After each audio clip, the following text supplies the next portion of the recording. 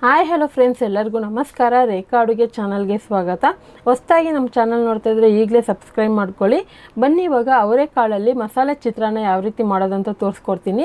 Already ನಮ್ಮ ಚಾನಲಲ್ಲಿ ಅವರೆಕಾಳಿಂದ ರೆಸಿಪಿಗಳು ತುಂಬಾ ಇದ್ದಾವೆ, ನೀವು ನೋಡಿಲ್ಲ ಅಂದರೆ ಒಂದ್ಸರಿ ಚೆಕ್ ಮಾಡಿ.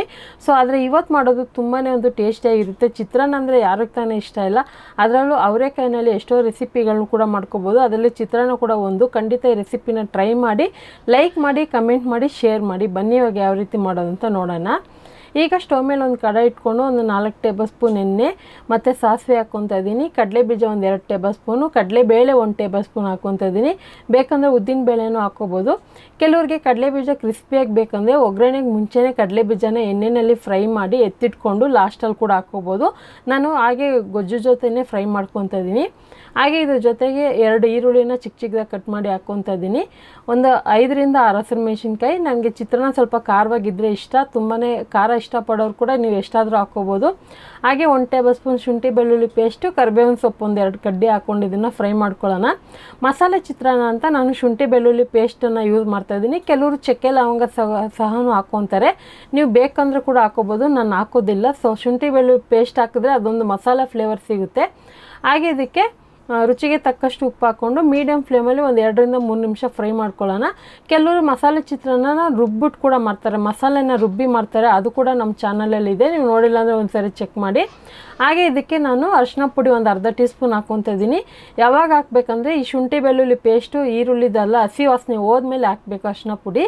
ಈಗ ನೋಡಿ 1 ಕಪ್ ಆಗೋಷ್ಟು ನಾನು ಇದಕ್ಕಿನ ಬೇಳೆನ ಒಂದು 3 ರಿಂದ 4 ನಿಮಿಷ ಬೇಯಿಸಿ ಎತ್ತಿಟ್ಕೊಂಡಿದ್ದೀನಿ. ನೀರನ್ನ ಚೆನ್ನಾಗಿ ಕುದಿಯೋದಕ್ಕೆ ಇಟ್ಬಿಡಿ. ನೀರು ಕುದಿಯೋ ಟೈಮ್ಗೆ ಇದಕ್ಕಿನ ಬೇಳೆ ಹಾಕಿದ್ರೆ ಒಂದು 3 ರಿಂದ 4 ನಿಮಿಷಕ್ಕೆ ಬೆಂದ್ಕೊಳ್ಳುತ್ತೆ. ಬೈ ಚಾನ್ಸ್ ನಿಮಗೆ ಇದಕ್ಕಿನ ಬೇಳೆ ಮಾಡೋದಕ್ಕೆ ಬರೋದಿಲ್ಲ ಅಂದರೆ ನಾರ್ಮಲ್ ಅವರೆಕಾಳು ಇರುತ್ತೆಲ್ಲ ಸಿಪ್ಪೆ ಸಮೇತ, ಅದನ್ನು ನೀವು ಬೇಯಿಸಿ ಕೂಡ ಯೂಸ್ ಮಾಡ್ಕೋಬೋದು. ಆದರೆ ಅದು ಬೇಯೋದಕ್ಕೆ ಒಂದು 7 ರಿಂದ 8 ನಿಮಿಷ ತಗೊಳುತ್ತೆ. ಆದಷ್ಟು ಎಳೆಕಾಳು ತಗೊಳ್ಳಿ.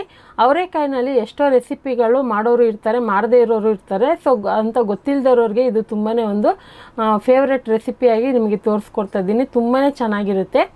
ಸೊ ಅವರೆಕಾಳಲ್ಲಿ ಕೂಡ ಈ ಥರ ರೆಸಿಪಿಗಳನ್ನ ಟ್ರೈ ಮಾಡ್ಬೋದು. ಇದಕ್ಕಿನ ಬೇಳೆ ಹಾಕಿದ ಮೇಲೆ ಒಂದು 2 ನಿಮಿಷ ಫ್ರೈ ಮಾಡಿ ಆನಂತರ ಸ್ಟವ್ ಆಫ್ ಮಾಡ್ತೀನಿ. ಸ್ಟವ್ ಆಫ್ ಮಾಡಿದ ಮೇಲೆ ನಾನು ಮುಂಚೆನೇ ಅನ್ನ ಮಾಡಿಟ್ಕೊಂಡಿದ್ದೀನಿ. ನಿಮಗೆ ಗೊತ್ತಿರ್ಬೋದು, ನಾನು ತುಂಬ ರೈಸ್ನ ನಾನು ಗಂಜಿ ಬಸ್ತೆ ಮಾಡೋದು. ಆವಾಗ ನಮಗೆ ಬೇಕಾಗಿರುವಂಥ ವೆರೈಟಿ ರೈಸ್ಗೆ ಉದುರಾಗಿ ಸಾಫ್ಟಾಗಿ ಅನ್ನ ರೆಡಿ ಆಗುತ್ತೆ. ನೀವು ಕುಕ್ಕರಲ್ಲಿ ಏನಾದರೂ ಮಾಡಿದರೆ ಮುಂಚೆನೇ ಒಂದು ಪಾತ್ರೆನಲ್ಲಿ ಹಾಕಿ ತಣ್ಣಗೆ ಹಾಕ್ಬಿಡಿ, ಆನಂತರ ಉದುರಾಗಿ ನಿಮಗೆ ಈಸಿಯಾಗಿ ಸಿಗುತ್ತೆ. ಒಂದು ಅರ್ಧ ಕಪ್ ಆಗೋಷ್ಟು ಹಸಿ ತೆಂಗಿನಕಾಯಿ ತುರಿ ಹಾಕ್ಕೊತಾ ಇದ್ದೀನಿ. ಹಾಗೆ ಕೊತ್ತಂಬರಿ ಸೊಪ್ಪು ಕೂಡ ಹಾಕ್ಕೊತೀನಿ.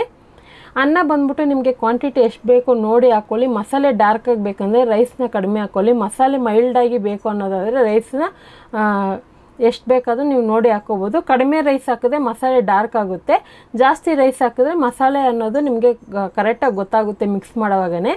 ಹಾಗೆ ಇದಕ್ಕೆ ಒಂದು 2 ಟೇಬಲ್ ಸ್ಪೂನ್ ಆಗೋಷ್ಟು ನಿಂಬೆ ರಸ ಹಾಕ್ಕೊತಾ ಇದ್ದೀನಿ. ದೊಡ್ಡ ಸೈಜು ಒಂದು ನಿಂಬೆನ ಹಾಕ್ಕೊಂಡಿದ್ದೀನಿ. ಹಾಕ್ಕೊಂಡು ಚೆನ್ನಾಗಿ ಮಿಕ್ಸ್ ಮಾಡ್ಕೊಳ್ಳೋಣ. ಚಿತ್ರಾನ್ನ ಎಲ್ಲ ನಿಮಗೆ ಮಸಾಲೆ ಸ್ವಲ್ಪ ಡಾರ್ಕ್ ಆಗಿದ್ದರೆ ಮಸಾಲೆ ಚಿತ್ರಾನ್ನನೇ ಆವಾಗ ತಿನ್ನೋದಕ್ಕೆ ರುಚಿಯಾಗಿರುತ್ತೆ.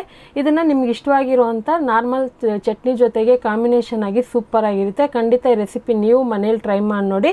ಯಾವ ಥರ ಬಂತಂತ ಕಮೆಂಟ್ ಮೂಲಕ ತಿಳಿಸಿ. ಈ ರೆಸಿಪಿ ಇಷ್ಟ ಆಯ್ತು ಅಂದರೆ ಲೈಕ್ ಮಾಡಿ, ಶೇರ್ ಮಾಡಿ, ರೇಖಾ ಅಡುಗೆ ಚಾನಲ್ನ ಸಬ್ಸ್ಕ್ರೈಬ್ ಮಾಡಿ. Thank you for watching. Bye.